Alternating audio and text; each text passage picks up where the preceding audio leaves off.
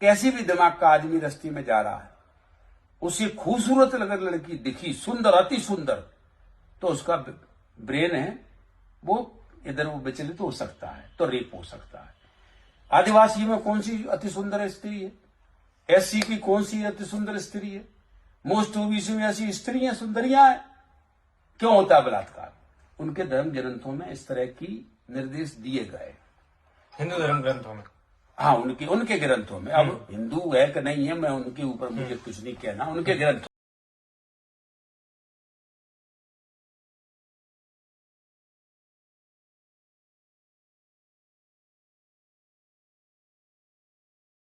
नमस्कार, स्वागत है आप सबका फिर हमारे चैनल HOTC में। और जैसा कि हमने पिछले हफ्ते से पॉलिटिकल व्यू ये शुरू किया था और आज फिर से स्वागत करता हूं।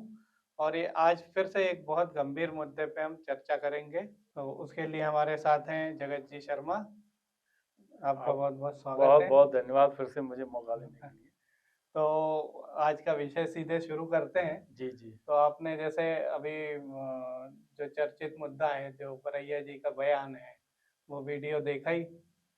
तो इस तरह के बयानबाजी, मतलब किसी भी संत के बारे में, किसी व्यक्ति के बारे में या हिंदू बच्चों के बारे में कुछ भी कह दिया जाता है, और क्या इससे ये अपने पॉलिटिकल हाइक या कुछ मिलता है?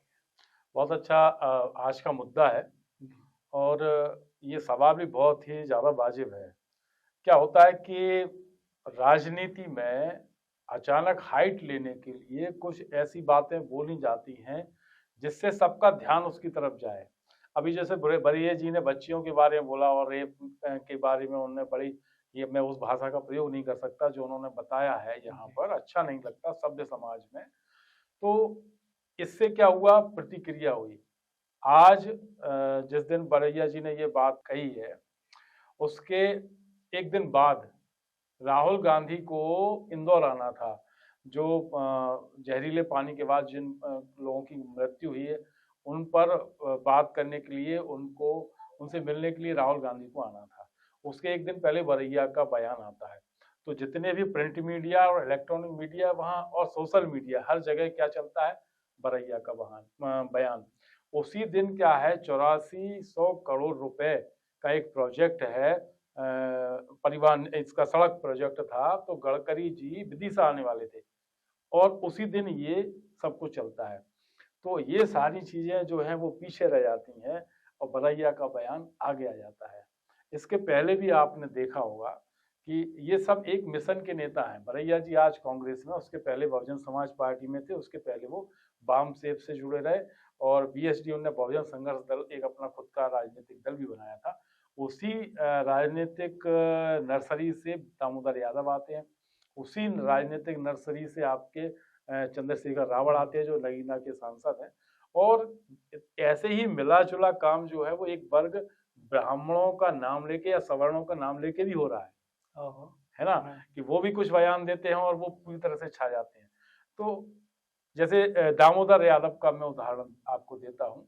सनातन की यात्रा चल रही थी धीरेन्द्र शास्त्री जी की कुछ समय पहले वृंदावन, दिल्ली से वृंदावन के लिए, और वो अचानक से एक बयान देते हैं उनके खिलाफ, क्योंकि पूरे देश का मीडिया, प्रदेश का मीडिया धीरेन्द्र शास्त्री जी की वो सनातन यात्रा को कवरेज करता है।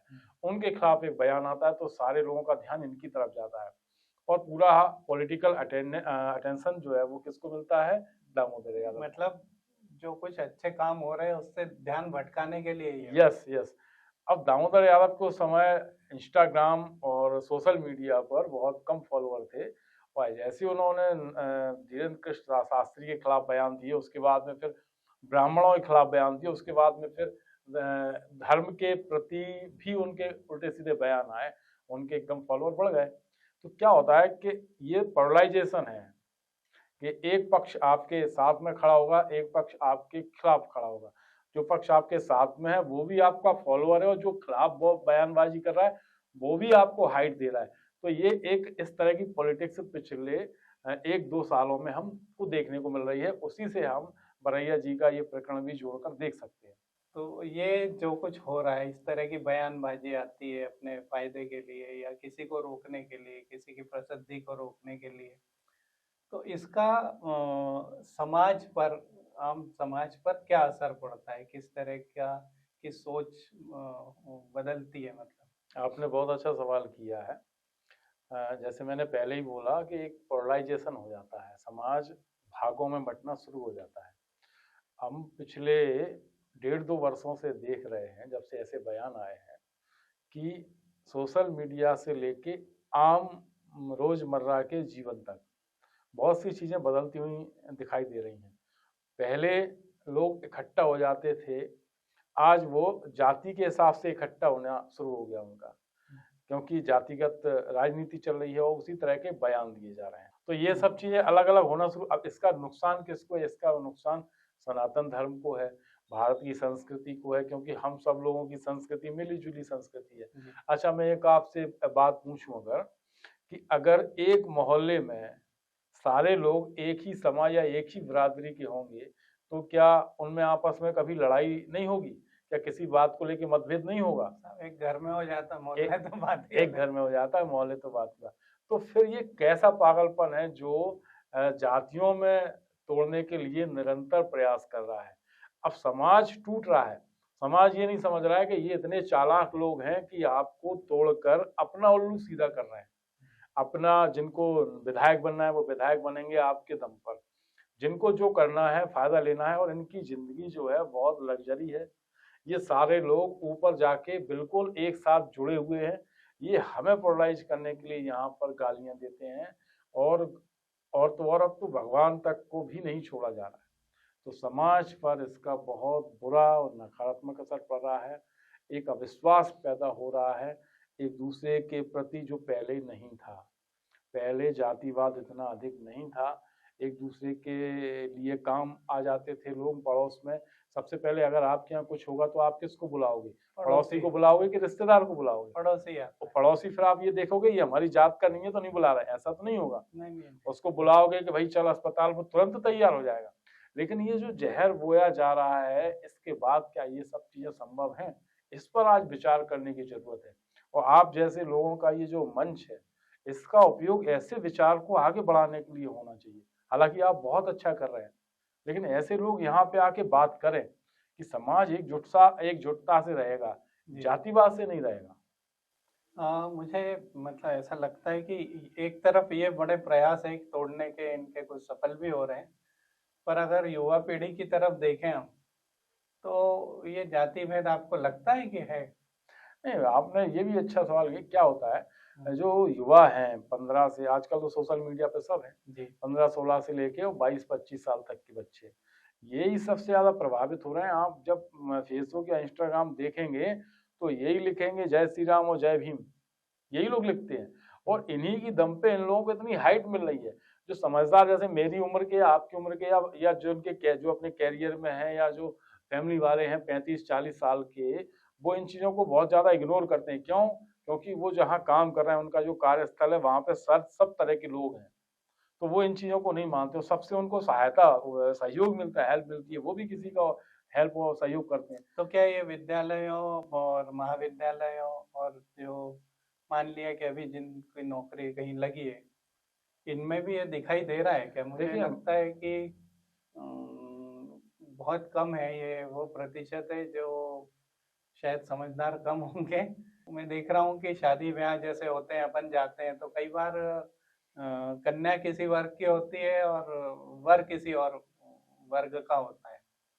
तो युवा पीढ़ी कितना ध्यान दे रही है? क्या ये जो फैला रहे हैं जाति भेद वगैरह, क्या ये लोग ऐसे लोग हैं जिनके पास कोई काम नहीं है? नहीं नहीं, हम ये नहीं कह सकते कि इनके पास कोई काम नहीं है, इनके पास यही काम है। हाँ मतलब हाँ, इनके पास यही काम है, इसी काम से इनकी रोटियां चल रही है ना, और ये बरगला रहे हैं। मैं आपको बताऊं ना कि इन सारे कामों में 2 तरह से फंडिंग होती है। एक तो सीधे ये चंदा लेना, और एक आती है फंडिंग बाहर से, यही काम करने के लिए कि आप कहीं ना कहीं तोड़ो, समाज को तोड़ो, ऐसे भागों में बांटो, इसलिए कि ये एकजुट होकर ताकत न बन पाए। तो मतलब ऐसा, मेरा कहने का मतलब ये है कि ऐसी युवा पीढ़ी ज्यादा है या जो अपने कार्यों में व्यस्त है, अपना करियर बनाने में व्यस्त है, वो लोग ज्यादा है? जो समझदार हैं, जो भी बच्चे समझदार हैं, वो इन बातों में नहीं पड़ते हैं। लेकिन कब तक नहीं पड़ते हैं? जब लगातार कोई चीज चलेगी तो प्रतिक्रिया अंदर से आती है, स्वाभाविक बात है। जी।